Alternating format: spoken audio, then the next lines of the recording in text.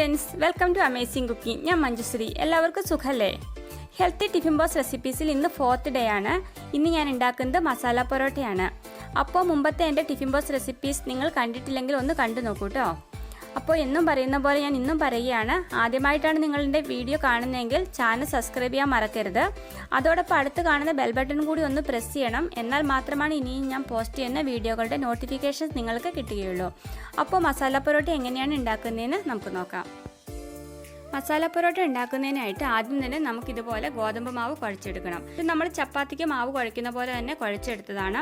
ഇത് ഞാൻ കുഴച്ചെടുത്തതിന് ശേഷം 15 മിനിറ്റ് റെസ്റ്റ് ചെയ്യാൻ വെച്ചതിന് ശേഷമുള്ള മാവാണിത്. ഇത് നിങ്ങൾക്ക് രാത്രി തയ്യാറാക്കിയിട്ട് ഫ്രിഡ്ജിൽ വെച്ചാൽ മതി. ഇനി ഇതിന് വേണ്ട മസാലപ്പൊടികൾ ഏതൊക്കെയാണെന്ന് നോക്കാം. മല്ലിപ്പൊടി, മുളക് പൊടി, ഗരം മസാല, ചാട്ട് മസാല, നെയ്യ്, ഉപ്പ്, ചോപ്പ് ചെയ്ത് വെച്ചേക്കുന്ന മല്ലിയില. കുറച്ച് ഗോതമ്പ് പൊടി വിതറി നമുക്ക് ഈ ചപ്പാത്തി പലക ആദ്യം തന്നെ ഒന്ന് ഡസ്റ്റിൻ ചെയ്തെടുക്കാം. ഉണ്ടാക്കുന്ന ചപ്പാത്തി പലകയിൽ പറ്റി പിടിക്കാതിരിക്കാനാണ് ഇങ്ങനെ ചെയ്യുന്നത്. എന്നിട്ട് ഒരു ബോളിൻ്റെ വലുപ്പത്തിലുള്ള മാവ് എടുത്ത് നമുക്ക് നന്നായിട്ടൊന്ന് പരത്തിയെടുക്കണം. ഇങ്ങനെ ചപ്പാത്തി പരത്തിയെടുക്കുമ്പോൾ നമ്മൾ ചപ്പാത്തി ഒരുപാട് തിന്നായിട്ട് പോകാൻ പാടില്ല, അതേപോലെ നല്ല തിക്കായിട്ടും പരത്തിയെടുക്കരുത്. ഒരു മീഡിയം തിക്നെസ്സിൽ വേണം നമുക്ക് ചപ്പാത്തി പരത്തിയെടുക്കാൻ. അതിന് മുകളിലേക്ക് ഞാനിപ്പോൾ 1 ടീസ്പൂൺ നെയ്യാണ് പുരട്ടി കൊടുക്കുന്നത്. ഹോം മെയ്ഡ് നെയ്യ് ഉണ്ടാക്കുന്നതിൻ്റെ വീഡിയോ ഞാൻ ചെയ്തിട്ടുണ്ട്. ഞാൻ ലിങ്ക് സബ്സ്ക്രിപ്ഷൻ ബോക്സിൽ കൊടുക്കാം, കണ്ടില്ലെങ്കിൽ ഒന്ന് കണ്ടു നോക്കൂ കേട്ടോ. നിങ്ങൾക്ക് നെയ്യ് ഇഷ്ടമില്ല എന്നുണ്ടെങ്കിൽ ഇതിന് പകരം നമുക്ക് വെളിച്ചെണ്ണ വേണമെങ്കിലും പുരട്ടി കൊടുക്കാവുന്നതാണ്. അതിന് മുകളിലേക്ക് ഞാൻ എടുത്തു വെച്ചിരിക്കുന്ന മസാലപ്പൊടികൾ ഓരോന്നായിട്ട് വിതറി കൊടുക്കുകയാണ്.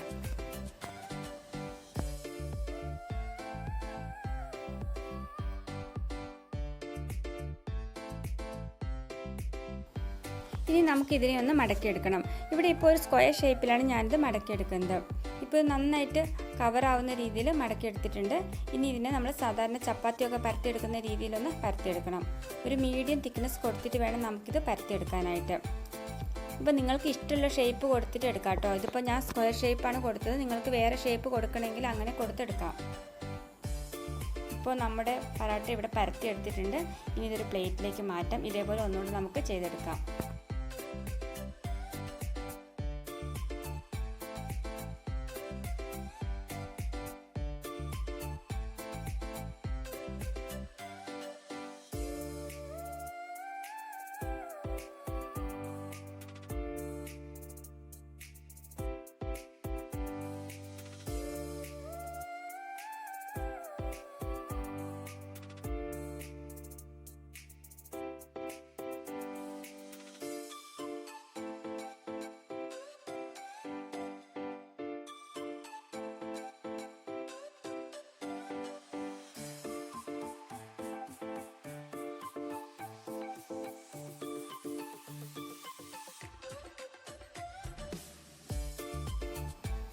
തവ ഇപ്പോൾ നന്നായി ചൂടായി വന്നിട്ടുണ്ട്. അപ്പോൾ ഈ തവയിലേക്ക് ഉണ്ടാക്കി വെച്ചിട്ടുള്ള പൊറോട്ട നമുക്ക് ചേർത്ത് കൊടുക്കാം.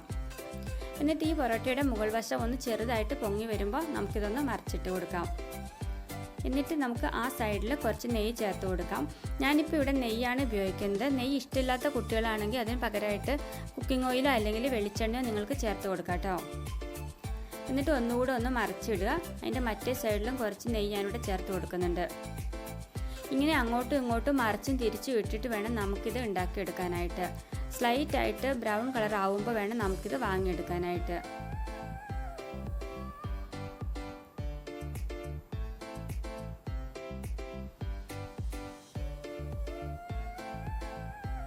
ഇപ്പോൾ പൊറോട്ട സ്ലൈറ്റ് ബ്രൗൺ കളർ ആയിട്ടുണ്ട്. അപ്പോൾ ഞാനിത് വാങ്ങിയെടുക്കുകയാണ്. ഇതേപോലെ ഒന്നുകൂടെ ചെയ്തെടുക്കാം.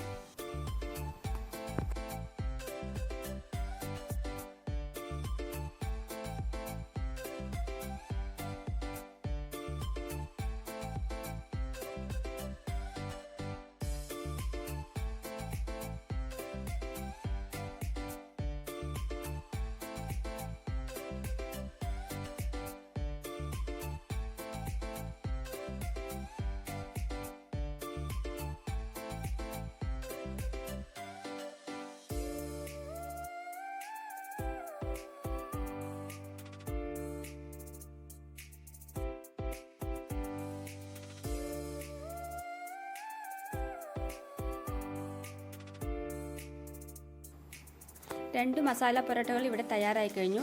നമുക്ക് ഇനി ഇതിനെ ഒന്ന് കട്ട് ചെയ്ത് നോക്കാം. ഇതിങ്ങനെ വളരെ ഈസി ആയിട്ട് കട്ട് ചെയ്തെടുക്കാൻ സാധിക്കുന്നുണ്ട്.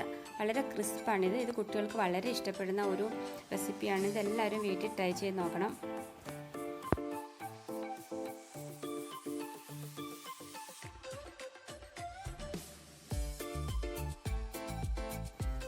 അപ്പോൾ വളരെ ഈസി അല്ലേ മസാല പൊറോട്ട ഉണ്ടാക്കാനായിട്ട്? വളരെ ഹെൽത്തിയും ടേസ്റ്റിയുമായിട്ടുള്ള ഈ മസാല പൊറോട്ട നിങ്ങൾ എല്ലാവരും വീട്ടിൽ ട്രൈ ചെയ്ത് നോക്കണം. അതിൻ്റെ കൂട്ടത്തിൽ നല്ല ടേസ്റ്റുള്ള മല്ലിയില ചട്നിയും കൂടെ നിങ്ങൾ കുട്ടികൾക്ക് ടിഫിൻ ബോക്സിൽ അയച്ച് നോക്കും. അവർക്കിത് വളരെയധികം ഇഷ്ടപ്പെടും. ഈ മല്ലിയില ചട്നി ഉണ്ടാക്കുന്നത് ഞാൻ വീഡിയോ പോസ്റ്റ് ചെയ്തിട്ടുണ്ട്. നിങ്ങൾ കണ്ടിട്ടില്ലെങ്കിൽ ഒന്ന് കണ്ടു നോക്കൂ കേട്ടോ.